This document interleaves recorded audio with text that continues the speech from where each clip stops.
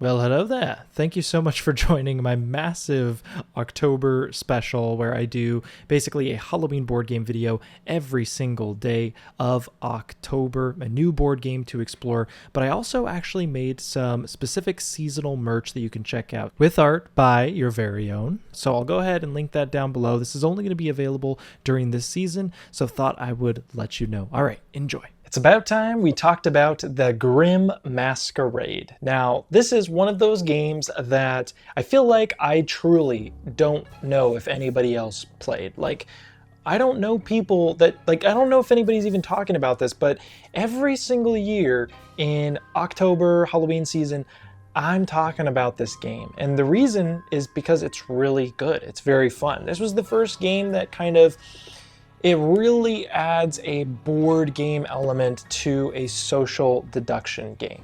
So what this game is it is a hidden role game. Everybody's going to be dealt a role, and you're all going to be these fairy tale characters. And I'll read you a couple off here.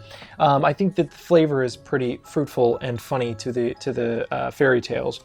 But you're all going to be dealt a card. It's going to look somewhat like this, and it's going to show you a boon artifact, which will be what you're looking for, the things that you need, and then a bane artifact, which is what you detest. You do not want those. And your secret identity, it needs to be hidden, because if you ever gain 3 of those artifacts that are good, you win the game. If you ever gain 2 of those artifacts that are bad to your character, you must reveal yourself, you've been unmasked, and you lose that round.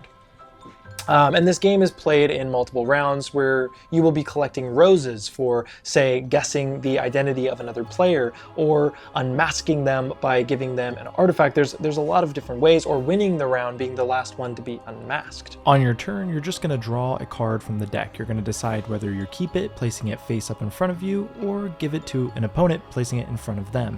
And then with the second card that you draw, you have to do the opposite of what you chose with the first one. So you're all going to have these discs, and anytime a character would have 2 or more of these artifacts with them, that gives you information that they're not that character. So for example, if I had 2 crowns in front of me, now everybody knows that I am not Rumpelstiltskin, because if I was, I would have lost.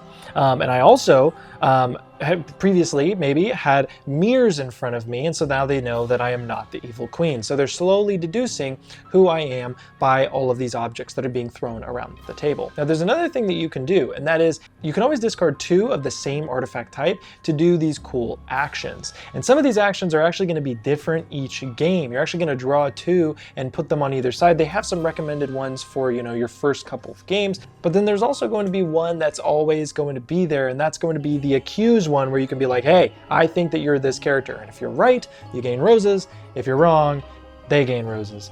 And so I'll give an example of some of these other actions that you can do. So one of them is look at 2 unused character cards, then shuffle them back into the deck. So this is a way for you to get information on what characters the other players are not. Or make a toast. You can draw 2 artifacts and give them to 1 or more other players. And so this game is going to go around and around until there's 1 person left for that round. Now you're going to be doing 3 rounds, and then whoever has the most roses at the end of that 3rd round will win the game as a whole. And one of the things that I love about this is that it kind of works a little bit like a dance, which is very fitting because like GRIMM MASQUERADE, you got like ball dancing, all that. But it really does work like that because you're kind of shifting, you're giving other people these items, you're drawing them, you're giving them out, and then those items are going to kind of hurt you if you're wrong, because then they can play pairs. So yes, you want to give them an item to figure out who they are, to get some evidence, but if you give them that second item, they now get an action which they can use against you, and so it's kind of putting yourself in a vulnerable position. And so there's this kind of ebb and flow of the game where everyone's kind of just playing vibes off each other until you're like, okay, you're for sure the evil queen. Like, I know for a fact, and now I just need to get to my turn. Oh, I got my second one now. I'm popped out, and I'm out of the round now. I've got my bane, and like all of these things always happen. And I love this game. I love its moody vibe.